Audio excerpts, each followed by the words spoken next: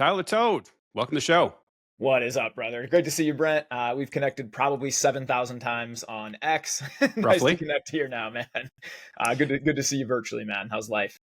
Yeah, life's great, man. And I know I said this on the Zuby episode, but for everyone who doesn't know, like you were the first person I reached out to be an first guest on this podcast, and so it's awesome that you're it's episode 61 now. Ooh, congrats, my man. That's awesome, dude. So yeah, we're doing an episode every other day this year, so that's going to be a lot of fun, really rolling. But anyway, I just want to thank you for joining me, man. Like you were the person that I connected to. The reason I reached out is because and I know you don't remember this, but we were on a thread together, and I just started on X. I did my sort of health and fitness journey beginning last like December, and was just kicking off. And you know the way internet is, people start talking a bunch of junk and being really negative and horrible. And we both said kind of the same thing, which is kind of like, hey bro, you all right? Like like instead of responding like most people do, like, and I was like, oh, this guy's got the same mental model as me. And I started looking at your profile. I was like, oh, the most positive dude on the internet. I can vibe with that. And so I reached out, and believe it or not, it's crazy because you have like all these followers, man. I had like nobody follows me. And you're like, yeah, sure, I'll be on your podcast. And I was in Vegas, and the thing didn't work out, but I've always wanted to circle back and get you on, man. So just thank you. The ROI, for everyone who wants to know, like ROI for Tyler doing this for me is zero, like absolutely zero. Dude, that's not true at all, man. I'm a better guy because of you. I feel like that's people that get into this, like, oh, he doesn't have as many followers. Like, dude, I've talked to people that I've learned so much from that have 9 followers. They're too busy crushing real life to build a following, right? So I don't know, that nonsense that like, this or that. I think we can all gain and learn from each other. And I remember us kind of having a chat about, we feel sorry for people that come attack people online because, bro, you got to be in a bad spot to search things you don't like and yell at strangers online, right? Nobody winning and crushing life is doing that. So, we definitely, we share the same mental model for that for sure, man. Yeah, cool. And I so appreciate that. The whole podcast, Aiming Up, like this is all about trying to become better individually and try to help the world become a better place. And I think that that is exactly the spirit of what I'm going for, man. So I totally vibe with that and really love what you're doing. One of the things that I want to talk about, though, is positivity and how I think it's misunderstood. I think that people oftentimes might look at an account like yours that is relentlessly positive and think, Ty doesn't have any bad days. His life is easy. Everything is going smoothly. Oh man, like must be nice, that sort of thing. And tell me if I'm wrong, but my understanding and my experience is that like, no, that's not the way it is. Positivity is actually, it comes from strength. It comes from like literally arresting your impulses, which are to be like, ooh, I want to complain today. I want to be negative today. I want like that thing, and sort of override it and say, no, stop yourself. Reframe, kind of recenter, and put out some sort of positivity, understanding that action, right, is injecting positivity in the world. Because I think that we all are either making the world a little bit better or a little bit worse with every micro action. And I don't think people appreciate that enough. I think people think, it's just this one thing. I can just do this thing. And so tell me what you think about that. Because I really think people like look at it sometimes, oh, that's corny, or that guy's naive. He doesn't understand how bad the world is or how hard people have it. And for me, it's always been like, no, this is an act of strength, not weakness or naivete. A couple things on it. I think number one, it's a choice. If you knew me 7, 8, 10, 15 years ago, I was not a positive guy. And you hit the nail on the head. It's very easy to complain. The easiest thing to do is to complain and whine about our circumstance. Oh, poor me, this or that. It protects our ego. It's a very easy thing to do. So that's why most people do it, because it's super easy. But I agree with you. It's a choice every day. And I'm chuckling internally as you say, like, I hear this a lot of times online. I'll get DMs. Bro, if I only had like a wife as cool as yours, I wouldn't complain. If I only had this or that, I would, you got it. And I'll literally send people videos back and I'll be like, bro, like, I'll never forget this. At one point we had 3 1-year-olds. We were fostering. And I said, man, I've changed 12. They all have diarrhea. I'm like, I've changed 12 diarrhea diapers today. I'm just not tweeting about that, right? I'm trying to find the positives, right? Even today, my alarm went off at 5. I did not feel like getting up. I really didn't. 0%. You got to fight that battle. You got to win that battle, get to the gym. My lifting partner today canceled on me like 5 minutes before I got to the gym. So there's another battle. Well, am I going to let that take me down, or do I shoot life back to him? Hey, bro, your body must have needed the rest. Enjoy it. We'll hammer it again tomorrow. Love you, man. You always have that choice, right? We came back and my toddler sons were a little bit off this morning. My wife actually brought us all in and said, "We're going to reset this day, guys." We're cranky. So everybody's fighting these battles every day. I do believe the power that we have in our mind is having that choice, right? And this, I believe it's like we train our muscles at the gym to get stronger every day. This has been a deliberate choice for the last 5.5 years for me, that I'm going to see the positive and I'm going to choose to focus on those things. And so a real easy, practical thing I do every day that I've done for 5.5 years straight and haven't missed a day, I do a gratitude journal. Every day, the first thing I do when I wake up is I write down 3 things I'm grateful for, and then I spend a minute and I just thank God for those things. And I say, hey, shift my mind onto those positive blessings I have. Shift my mind onto that I have so much, right? Like, let's be honest, if you're watching this, you're richer than like 99% of humans that have ever walked the earth. When we're talking about there's been 20 billion humans, you got running water, you have internet, you have legs, you have all the things you could be grateful for, right? And so, there's many things we can focus to be positive about. There's also many things we can whine and complain about. That's the choice, and that's the power that I think you have every day. Yeah, dude, and I think the science backs that up too. That's not just a hypothesis. So the mental muscle thing. Like I don't know if you're familiar with David Goggins. You probably are. Oh, You're I love, yeah, fine. yeah. Books. Did you see the Huberman episode with him? I have, yeah, I've watched that one. Yeah, it actually talks about it is like the nucleus accumbens. I think that's the portion of the brain that does that is responsible for being able to do the hard thing. Like when you're confronted with that mental weakness or that impulse to sort of slouch or to let it slide or whatever, that thing overrides it. And they did an fMRI on David Goggins' head and found that his nucleus accumbens was like massive. It was like 4 times the size of a regular person. So that actually manifests in the real world, man. Like that exercise, like you said, lifting a muscle, it grows, it gets bigger. The parts of your brain that do good things, if you intentionally focus on that and do them over and over and over again, even when you don't feel like it, that's what really provides growth, I think. Yeah, and I think like who doesn't want to be around? I always talk to my kids, my wife. We have this thing in our home, like we're gonna choose to be positive too, because like who doesn't want to be around somebody? Like, look, life is hard. Let's just call it what it is, man. We all have challenges and struggles every day. So it's like I always have this analogy. It's like we're climbing mountains, we're fighting little battles all day. Who do you want to be around? The guy who's like, hey, we got this, one more. Hey, great job. You're doing an amazing. Hey, come on. The view's gonna be amazing when we get up here, right? Or the dude that's like, man, this sucks. I just wish I wasn't here. I wish I was in bed. This is terrible. Look at how hard it is. Like, who do you want to be around? We all want to be around that guy that's encouraging us or that girl that's encouraging us. So I think to attract those people around our lives, we got to become those people. And that was my big shift, man, 6 years ago when I really got into self-improvement and health and healthy mind and all these positivity and things like this. And positivity is not, and this is where people get it wrong, I don't walk out to my garden and look at it and it's full of weeds and go, there's no weeds, there's no weeds, there's no weeds. It's like that. That's not what it is, right? It's like, I'm not telling myself I don't have problems. I'm just telling myself I have a strategy to focus and reframe and shift onto my blessings while I work on improving some of those other things on the side, right? So it's not this delusional, we live in the clouds, we don't accept reality kind of thing. No, I know there's struggles every day, right? I'm just going to, again, choose to go at it with a different mindset. Yeah, for sure. And this is one of the reasons why I get upset at people who misuse the internet. And I was like, I'm not here to police you. Do what you want with the internet. But I'm saying from like, I feel bad for you from the perspective of you have this incredibly powerful tool that you reach millions of people and you're using it to just spread yuck. Like this gross stuff that's on there. It's like, why do that? Because for me, like I don't have a lot of in-person friends, right? Like I've got a whole family of introverts. I have 4 people in my family that are massive introverts. I'm an extrovert. I don't get out a whole ton. I don't have a ton of in-person communication with folks other than work and a couple other engagements. But Twitter has allowed me to connect with the best people. I've had Nate Norman on, obviously you, Zuby, Zach Homal, like Jordan Goldstein, like these are people that I've gotten to know, or like some of them, I don't know Zach yet. I'm running the Prairie on Fire Ultra in September with those guys. Sick. But oh, dude, you're in for a treat going with those guys, man. They won't let you not make it. I promise you that.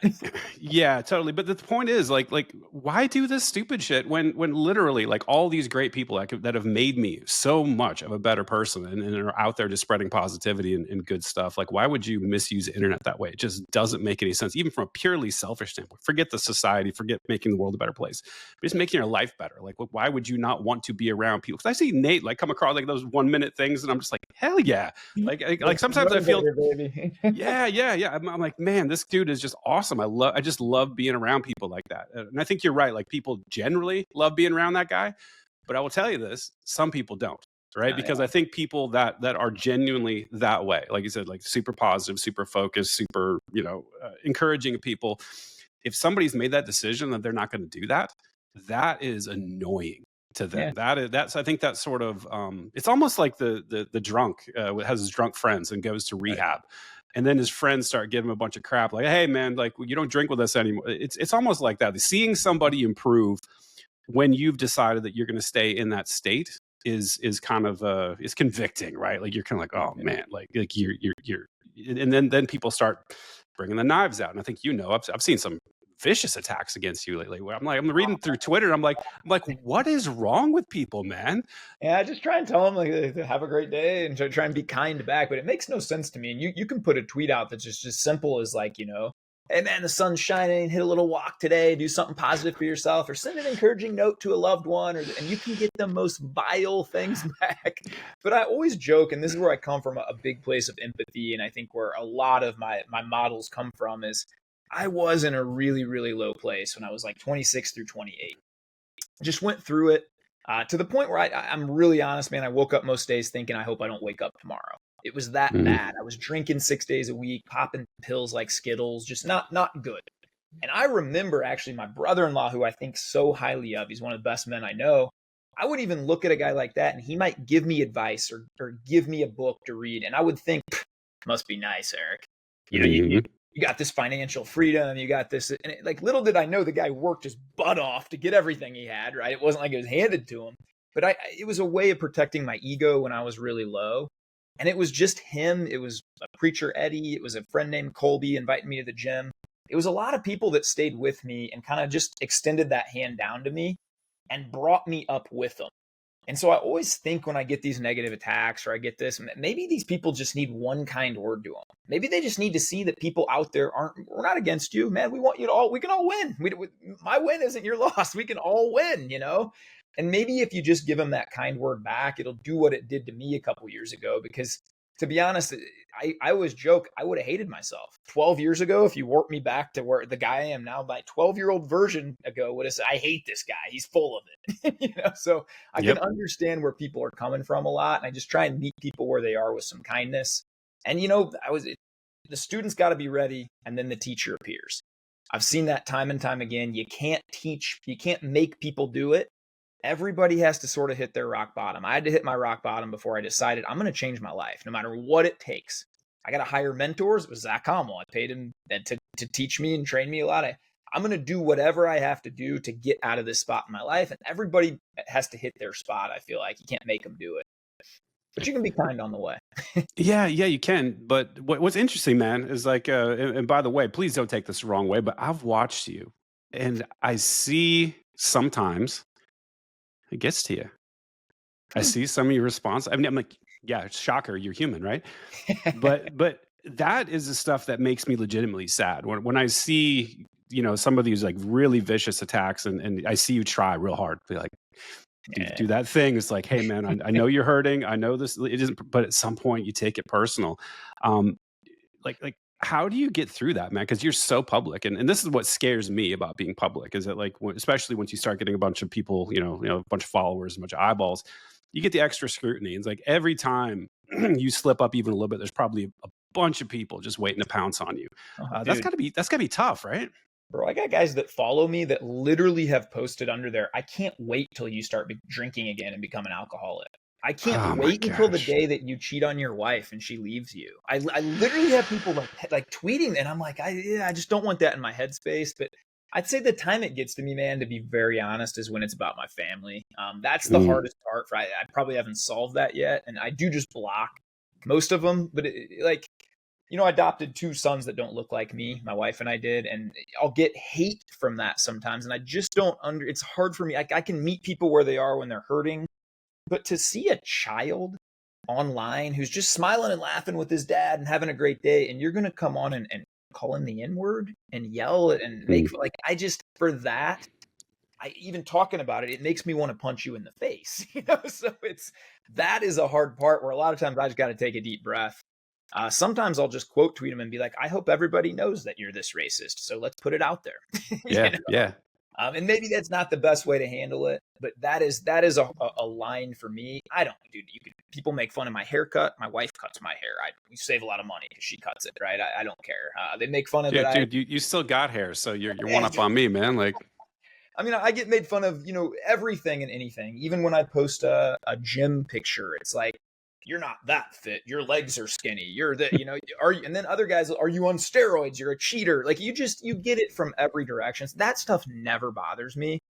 It definitely is the stuff where they come at your family, where they, attack your wife, attack your kids. Like, that feels real dirty to me. And that's the one I remember, dude. Like, that's the one that really got to me. And it was kind of emotional when I was thinking about it, because, like, it was, for those of you who haven't seen the thread, like, don't. It's terrible. It was just horribly racist, and it wasn't just one person, man. They were coming out of the woodwork. And I was like, wow. Like, man. I couldn't believe you're putting up with that level of abuse. And then, like I said, kudos for the way you did handle it. But I did, like I said, I noticed that. I saw that nugget in there. I was like, ooh, this is really bothering him. And I tried to put myself in your shoes. I'm like, man, if that was my family, I'd probably be booking plane tickets to try to find these people. Yeah, that was the Nick Fuentes thread, right? Yeah, it started with Nick, yeah. That was the one where I eventually, man, I just put out one more tweet and said, hey, man, let's have a boxing match. I challenge you to either a debate or a boxing match, or happily both. And then I literally just kind of I turned my phone off for about a day. I can feel when I'm getting to that point where I'm like, dude, this guy lives in Chicago. I'm going to book a flight to Chicago. Dude. Yeah. When I get to that point, it's like, okay, man, let's remember a couple things. Number one, everybody's real tough on the internet, especially when they're anonymous accounts. And I've been out now to parks and playlands and everywhere with my family. And bro, it's 5,000 for 5,000. I've had black people and white people and brown people and every person come up to our family and say things like, your kids are adorable. Thank you for what you did. We just took a family vacation 2 weeks ago. I had a young gal come up to me while we were waiting in line at the airport and say, hey, I don't mean to pry, but are those your sons? You guys are so cute together. And I said, oh, yeah. And she literally just gave me a hug. And she's a black gal. And said, man, I was in foster care until 4 years old, and I got adopted by a great family, and I love what you're doing. I can see the love, right? These are the kind of interactions that happen in real life. So it's always good to remember, like, go put your feet on grass. Just get offline, man. When it starts to bother you, just turn your phone off for a day. Go play at parks. Go talk to real human beings. Nobody's going to come up to you in a park and say that to your face. Nobody. Even if they think it, they're not going to say it. So it's important, I think, to just get offline sometimes.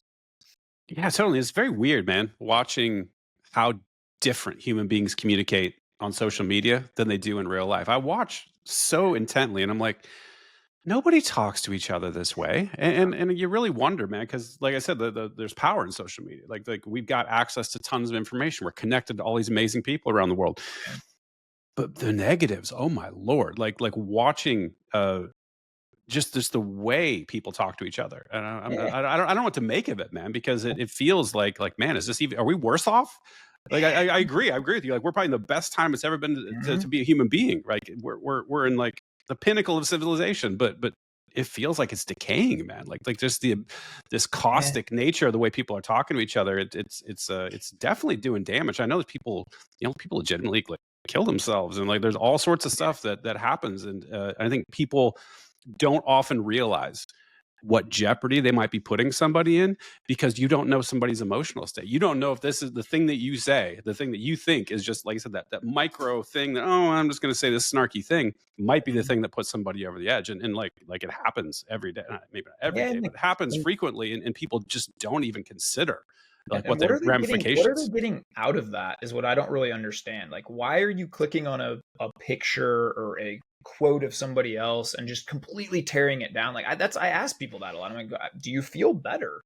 Like, you came here and told me I have skinny legs. Does that make you feel better in any way? Like, I know I have skinny legs. Sure. Like, a basketball player, a runner, like, I don't understand why, I always try. I'm curious and I always want to know. And I equate it now. I like joke with my wife sometimes. We'll be on a walk. And my wife's pretty big on social media as well. She's got 100,000 followers on Facebook and 80 some thousand on TikTok. And so she'll get hate sometimes too. And I'll say, can you imagine if we were just on a walk around our neighborhood and we heard a couple people walking by just saying something about like the neighborhood? And we just ran in the middle of them and we're like, you're an idiot, you're stupid, you're like, nobody would do that in real life, but everybody does it every day online, and it just becomes sort of normalized. And it's just, to be honest, it's a foolish way to live. I'm reading the book of Proverbs every morning now, and I chuckle a lot when I read it because it's full of wisdom. And I think if only everybody on Twitter would just apply the wisdom of Proverbs, we'd have no more trolling. It's just a foolish way to choose to live. And if you're out there and that's kind of the norm for you, I'll be honest, it was the norm for me. I had a Twitter account since 2013, and the number one thing I did up until 5-6 years ago when I started using it to improve my life was I would log on and view politicians or celebrities or people I didn't like and root against them. And I don't know to this day why I did that. I think I was in low states and just wanted other people to not do well. But then to be honest, it was Zuby, it was Zach Hommel, it was Ryan Stevens. It was a lot of these accounts where I said, look at these guys, they're building other people up.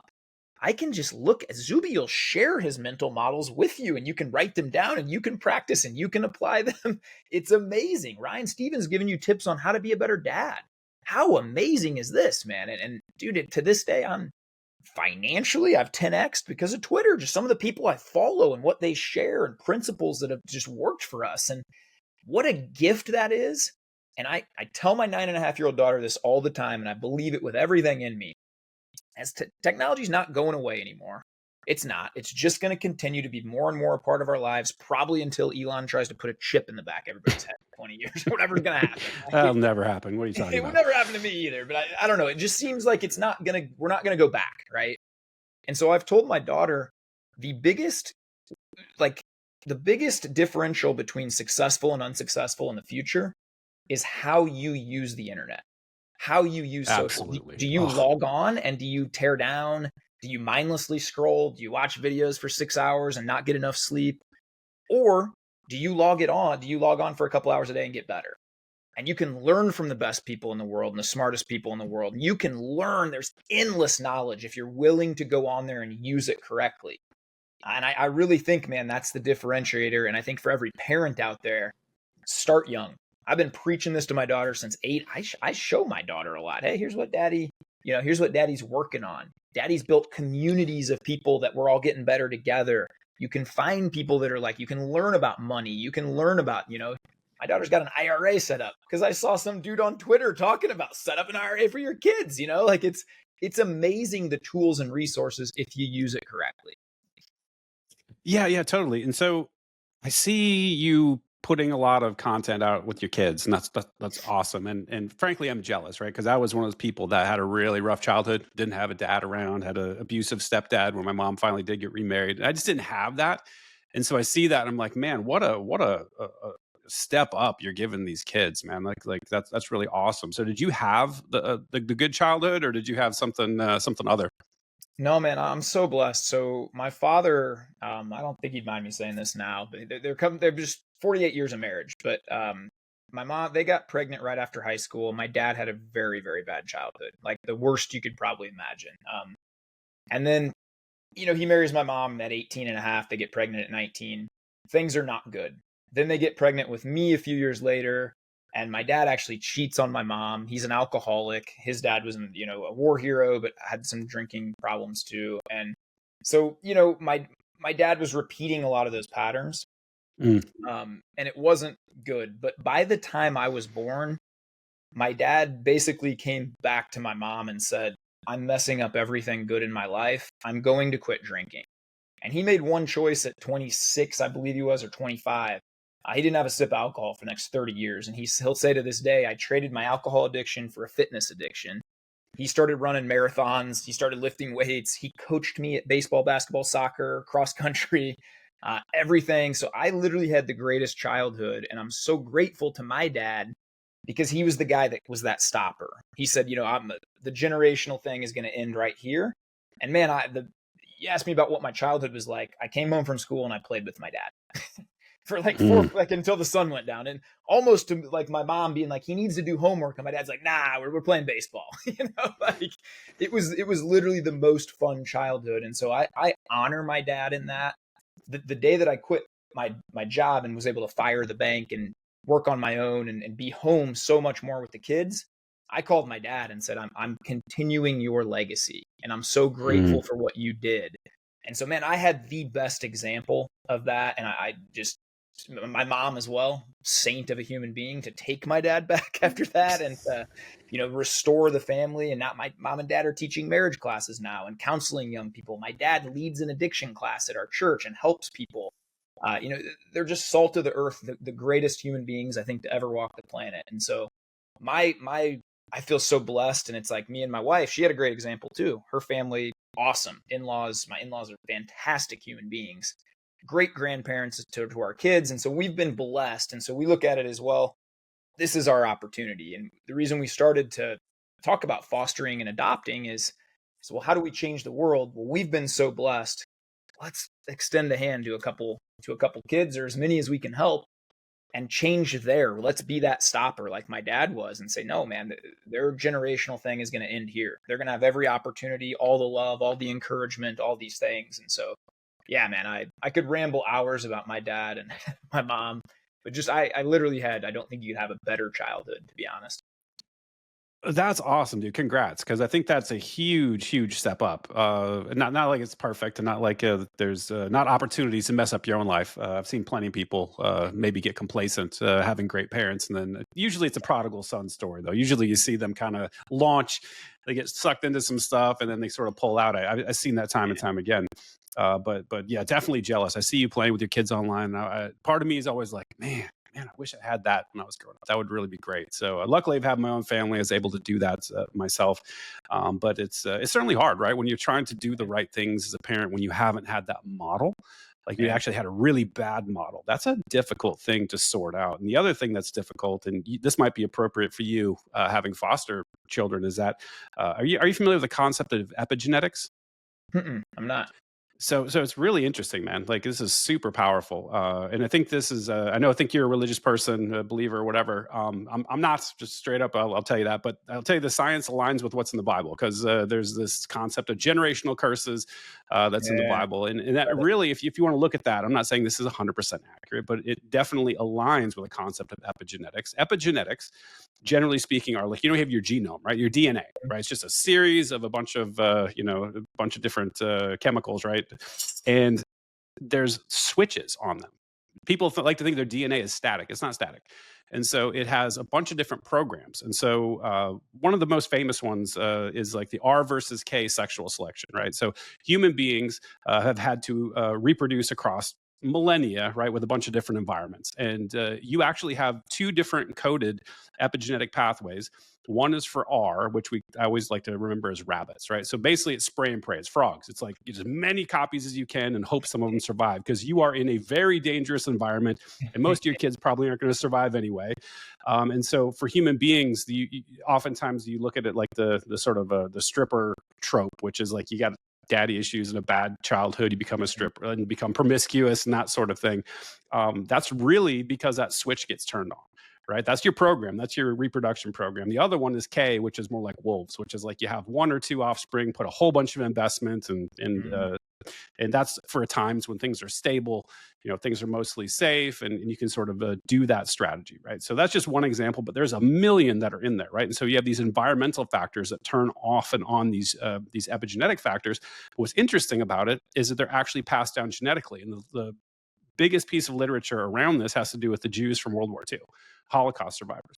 And so they tracked their epigenetic changes from that trauma, and it lasted like 3 generations. Like it actually, yeah, very fascinating. It propagates down. So the reason I'm asking this from an adoption standpoint is oftentimes kids from foster families had it real rough. You don't know exactly what they went through, right. And I think this is one of the reasons why some people don't want to adopt kids, because you don't know what that background is, and they could have some of that generational trauma. And then when you're trying to manage these people, behaviorally and trying to sort of, get them to, conform socially, it can be challenging. It can be very, very difficult. Alcoholism, like all this stuff actually kind of gets passed down a little bit, or at least the propensity for it. And so I just want to get your thoughts on that. Do you ever, well, actually, this is new information. So Yeah. No, maybe you can I've tell me heard your about initial. that. And I know the scripture in the Bible where God actually says, I will curse you for 3 generations. And then I remember reading that, all that you were talking about with the Holocaust and things like that too. So yeah, my wife and I went into this with open eyes. And the cool thing about fostering and adoption is you can kind of set guidelines. And I right away said, I can't take any like teen girls that have had like any kind of like, that's just, I don't know how to talk to them. Like that's not going to be a good thing for me to try and work through any kind of, I just didn't feel equipped. And so me and my wife kind of, I would say like, broke this down to where do we feel best equipped? We talked about it, we prayed about it. And so we just said, hey, we're going to take kids that are under 1 year old. So, I'm not going to get into the story of like, we fostered 7 children. Some of them did have, man, like even at 8 months when you got them, you would hear these stories and you'd be like, holy crap, man. Like you never in a million years would think people in America grow up like this. You're just, it's bewildering, right? I used to think everybody has at least one parent that loves them. Turns out a lot of people don't, right? And not only doesn't love them, but is going to use this kid in a way to, just terrible things. So my wife and I went into this with open eyes, and my wife is an absolute saint. I won't get into it too much, but yeah, like even both of our sons, more therapy. They're still in some behavioral therapy and things like that, and it's very obvious that like they're just going to have some maybe some things, right? But again, before I'll just use Kingston as an example. Before we got Kingston, they wanted to have surgery on him. He was obese. He was not responding to this or that. My wife fought hard to say, just let him be in our home for a year and then reassess it.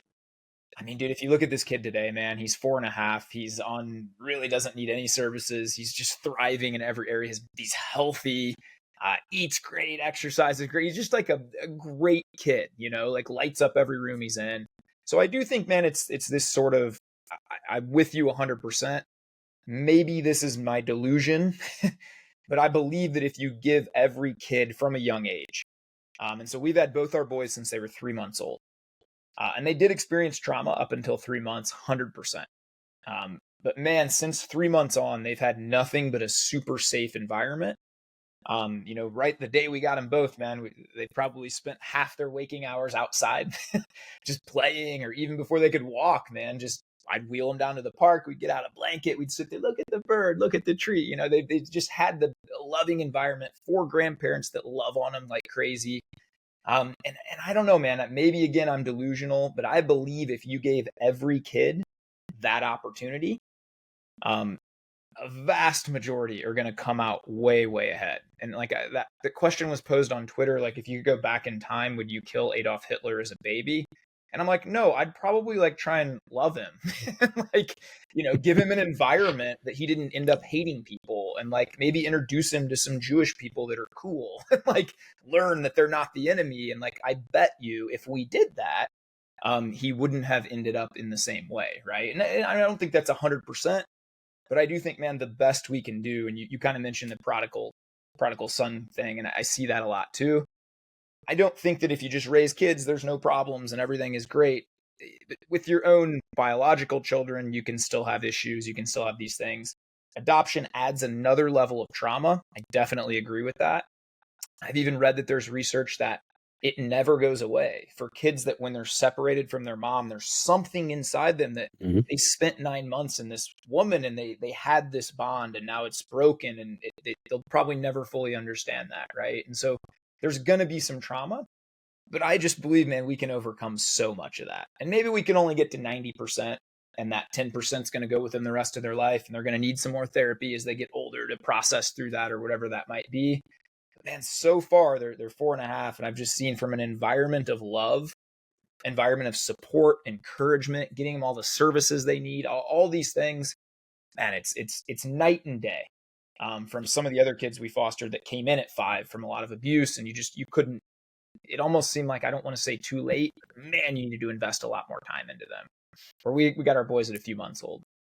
Yeah, and you have to think about this, like, because like compared to what, right? So if you don't take one of these kids in and raise them in a loving home with all the supports and like they're going to be worse off, right? Like Bro, yeah, it's not going to be perfect. Like there's going yeah. to be challenges and everything, but they will be massively better off than staying in the foster care system or Oh, going dude. with right.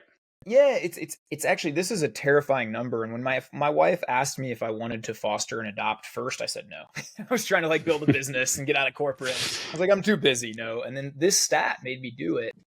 I read that your kids that age out of foster care, so they've spent 18 years bouncing from home to home in the system, they'll often experience so much the worst kinds of abuse, sadly. Um, they are 89% likely. So you're talking almost 9 out of 10 kids will end up incarcerated or homeless at some point.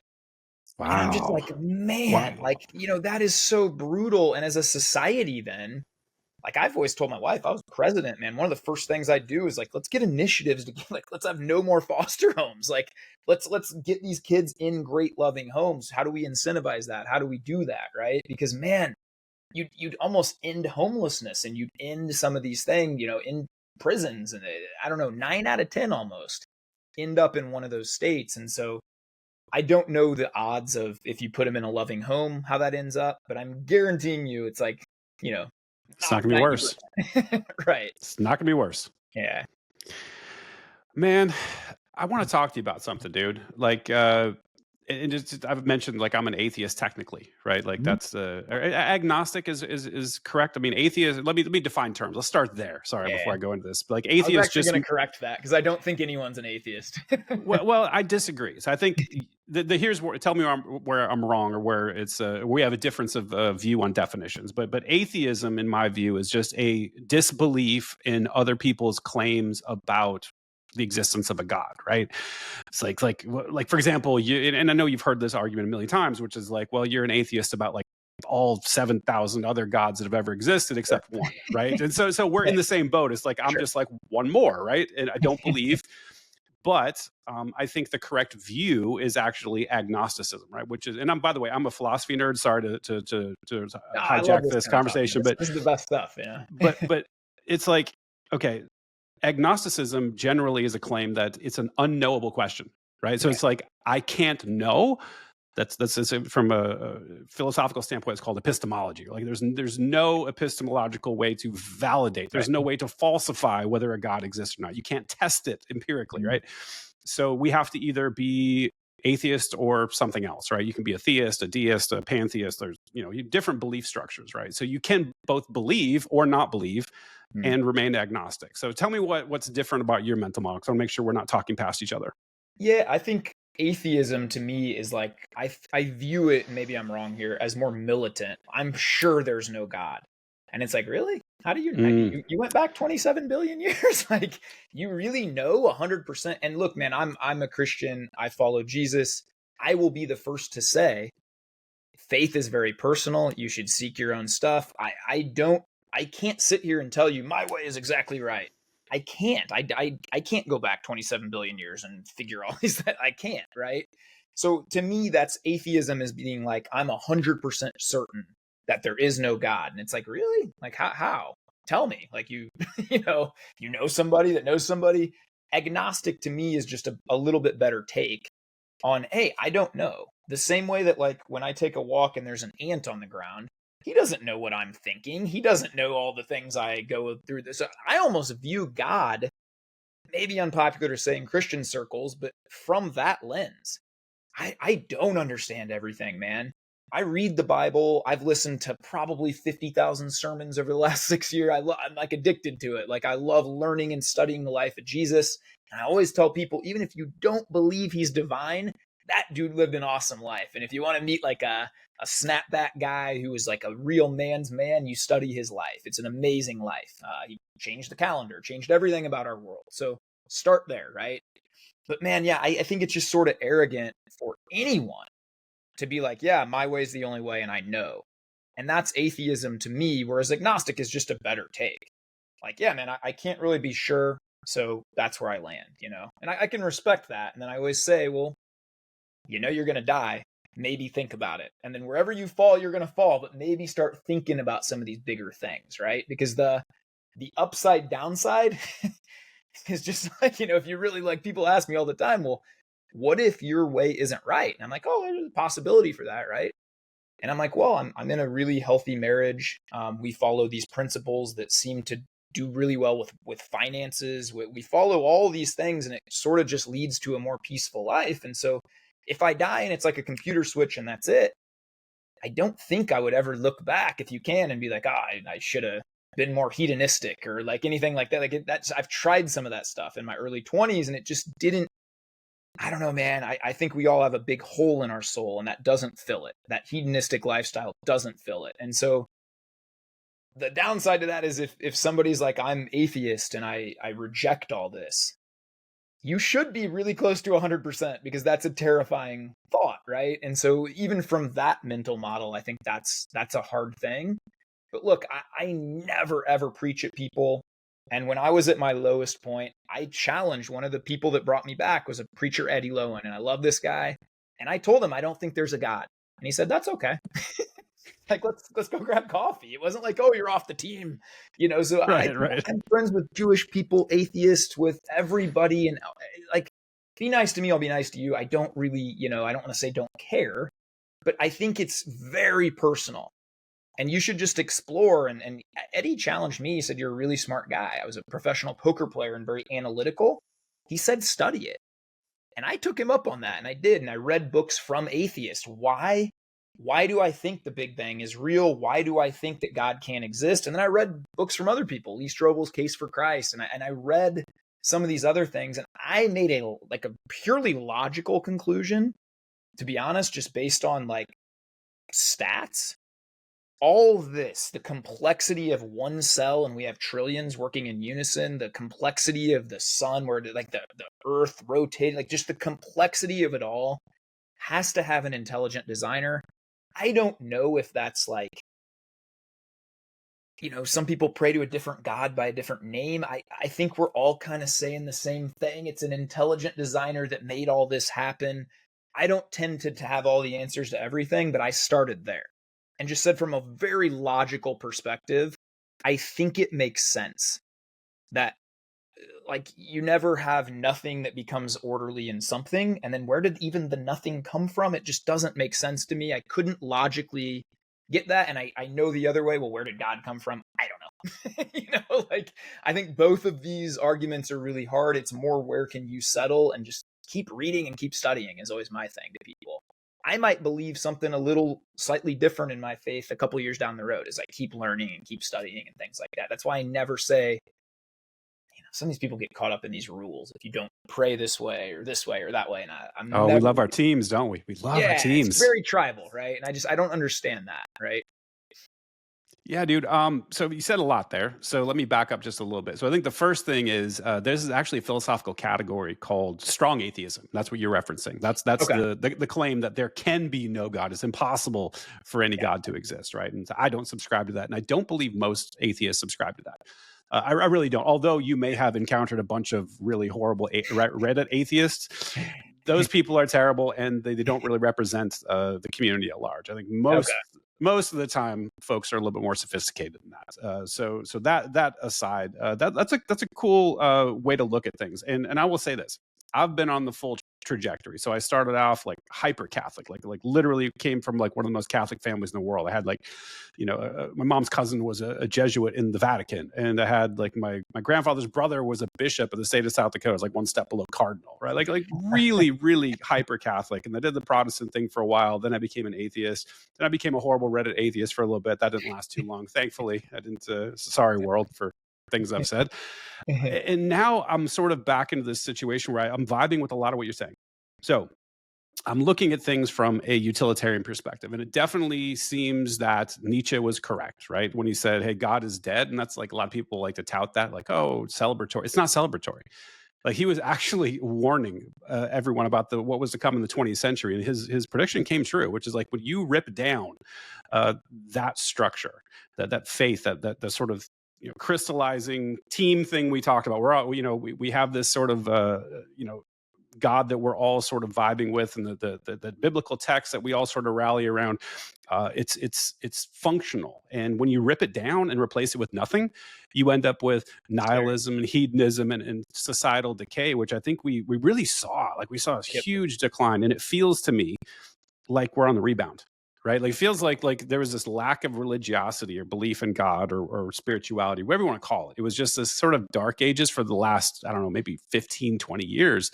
Yeah. And I'm starting to see it come back. A lot of, I think Jordan Peterson really contributed a lot to this. I think he brought a more sophisticated view of religion to people who, like me, are super cerebral, and I could actually, make sense of what he's saying, and like, oh, I can get the arguments a little bit better than I did before. And he's so, technically sound, right, from a psychological perspective. Like, he's really, really smart, and so he can articulate things in a way that made me look at him in a different way. And so I think I'm seeing this sort of shift happening. I think the other thing, I want to get your take on this, and sorry to do this Joe Rogan thing, but like, the popularization of psychedelics, for me, like, I had a horrible childhood, tons of trauma. I had a psychologist up in Seattle when I lived there that sort of had to recommend, although he couldn't technically recommend them for me, completely changed my life and opened my eyes to, like you said, whatever this thing is out there that everybody seems to be. It completely it humbled me. It took all of that Reddit atheist crap out of me, and it imparted curiosity, humility, awe, wonder, like all these things, like, to the point where I'm just like, wow, that was a profound experience. I don't exactly know what's going on, but I feel like something really in the real world is going on that I didn't get from church. Like, I never had any sort of real, it felt like it was, and it not felt like it was fake. It was like I was saying the right things. I was doing the right things, going through the motions, reading the Bible, doing all this. There was just nothing there. Right. And so there was a there for me. And so I really wanted to get a, perspective of somebody who is, deeply religious. Like, how do you feel about the subject of psychedelics in general? All in for people doing that. And I'd probably get canceled by Christians for saying that, right? But I like, yeah, it's kind of controversial, right? Yeah, Jay Azeltine is one of my really good friends. I love this guy. Yeah, Jungle Jay. He leads retreats, and he said point blank, I was very agnostic, and I found God through this. Zach Hommel, my first mentor, went on a retreat and said, my faith grew so much deeper through this. Now, am I saying everybody go out and do LSD unsupervised? Of course not. That seems very foolish, right? And I'll be honest, even for me, I don't really I might drink 5 times a year at this point in my life. Point in my life where I was like popping edibles quite a bit. Don't really do that as much anymore. But I see no problem with doing that to find a certain thing. There's arguments that even a lot of the early Christians had some of these like experiments and things like that. So, man, I'm. Are you sorry to interrupt, but are you familiar with Brian Murarescu's work? I'm not. I might be. I've read a lot of stuff on that, and that might be the guy, but I don't remember who wrote a lot of it. Oh my gosh. Yeah. Look up Brian Murarescu. So he's actually a linguist and a theologian. And so he worked with the Vatican and investigated ancient Greece. There's something called a Kukion. And then also some early Christian church archaeological digs. They found the early, this is a claim anyway, that they found the early remnants of communion.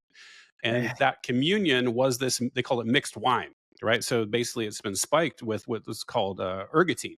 It's it's a fungus, the same thing that is a derivative of LSD essentially. And so they found that the early churches were basically, they were tripping. And imagine they're on like 4-day fasts, and now they do a hallucinogen, and they're just all in, man.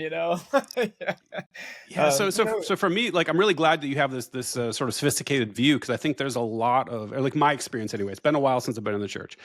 A lot of judgment, like anything that might be substance related, is looked down upon. Whereas, like, I always thought that was weird, because, like, if you really believe that God created everything, and like, well, there's this mushroom that induces this effect, and connects you on a spiritual, journey that is undeniable. Like, it seems very weird to then go, well, because the government says this is bad, like, then we have to issue this, right? So, or the other thing is, like, it's demonic. Like, this is like opening a portal to hell, and you're gonna, like, that's the other sort of view, I think. Again, I view it as like your phone can be very demonic. We could open it right after this podcast and look up porn and all kinds of terrible things and tear people down on social media, or I read my Bible on it, and I like listen to sermons on it. So it's how you use it. and what you're going for. I will say this about like the church, man. I love my church that I go to. I love the past church we went to. No church is perfect. Man, I call out the church quite a bit because it's like they'll call out like certain sins really hard. But dude, I go to every church function and they're serving like cake and it's always like eat more, eat more. And it's Oh, like, isn't yeah. gluttony like a thing? And shouldn't we be healthy with our body? So nobody wants to talk about that stuff, And so yeah, man, I think faith is so personal.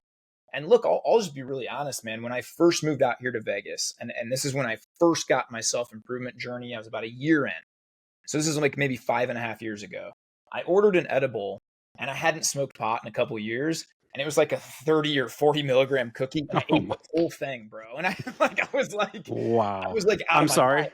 Yeah, bro. I was literally sitting on my bed naked, telling my wife, I'm enlightened. I can see everything. Like I was in that state, right? But I'll never forget, dude. I don't want to do it again in the foreseeable future. I loved it. It was so profound at the time. My wife and I were having a lot of friction. Our Mm. marriage wasn't in the best spot. And bro, like I describing a trip is really weird, but like it was like I got to see my life going in all these different directions. And I'll never forget the number. For some reason, it was 80 different directions. And 40 of them were without Annie. And every one of those ended in darkness and terror. And Annie's my wife.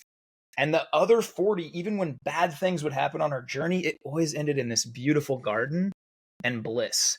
And I came off that little, being way too stoned for like 2 straight days trip and I remember just sitting and writing and being like, man, I feel like I have a very clear vision of like, I need to put everything into my marriage. Like literally everything. Like I need to date her again. I need to pursue her. And I haven't stopped that in 5.5 years. And it changed my whole life. So for me to sit there and say you should never, weed is like a natural thing. We could get into why people have been brainwashed to think, oh, the don't do drugs slogan and campaign and 3 strikes you're out. So prisons could profit and the people that own the prisons could Hmm. profit. There's a whole we could get into that, right? Like why people have been programmed to just think all drugs are bad. But yeah, man, I think it's just silly. It's a very silly take in my opinion. Yeah, I couldn't agree more, dude. And so, getting a little bit short on time, one more question I want to ask you, man. This is super interesting. Is I think you and I are both, caring a lot about health and fitness and helping everyone get better. What do you think about RFK and the Maha movement, man? Bro, I'm fired up. I mean, that's I'm not like I get hate for people for saying you should talk about Trump more because he's the savior, and then other people are like, you're a MAGA guy, and I'm like, no, I'm really not, man. I might spend 1% of my energy, less than that, even following this stuff. But I was very fired up for him.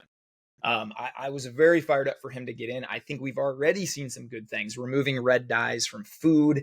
There's just some common sense things, man, that like no other country does, except our big food lobbies and pays politicians to let this cancerous, like addictive food, like these dyes and these things be in our food. And it's just past time that, we have a health movement. I thought it was going to happen during COVID. I was very excited when COVID first started. And I was like, oh man, when you read some of the data, it's like everybody that's dying has like 4 comorbidities. So everybody's going to get healthy.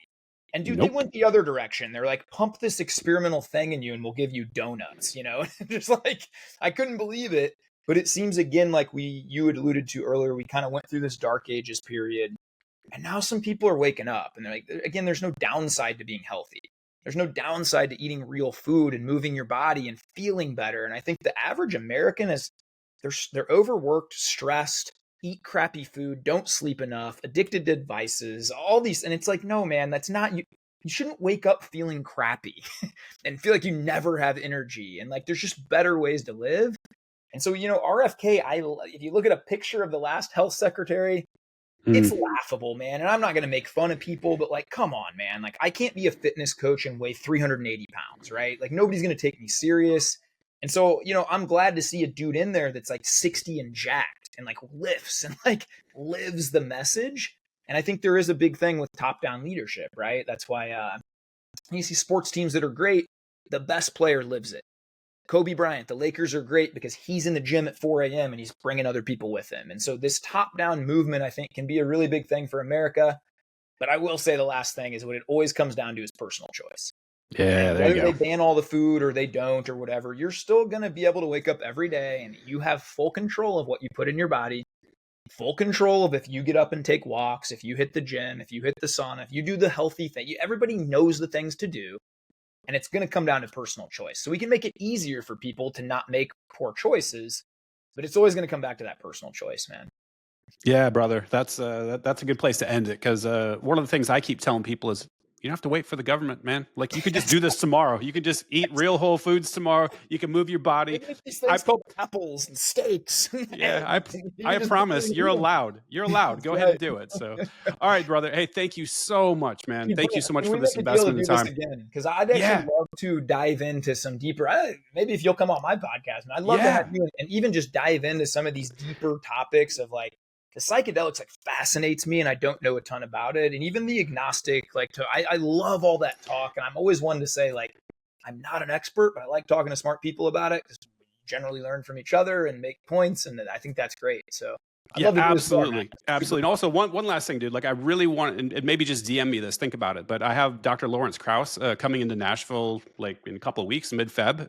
We're gonna do a 3 hour podcast. He's the theoretical physicist. He wrote a book called A Universe from Nothing. He's a Wow, cosmologist. He hangs out with Richard Dawkins and all those folks. And I want to talk to him about similar things. And so, that's man, if you have awesome. any questions you want me to ask him, like I'm trying to solicit those right now. So I think you'd have some really, really good ones. I'll think about that. That'd be really good. I'd like that. That'll be a sick pod too, man. Well, Yeah, congrats yeah. on your success too, man. And way to be like crazy consistent. I always love your content. Every time I chat with you, man, I feel like I'm better for it. You're a positive dude. This is the beauty of social media, right? If you use it right, you can meet awesome people and connect and grow and learn. And that's amazing, man. So I'm Heck honored to be yes. on, man. Thank you, brother. Yeah. Thank you, man. Anytime. All right, bro. Much love. All right. Later.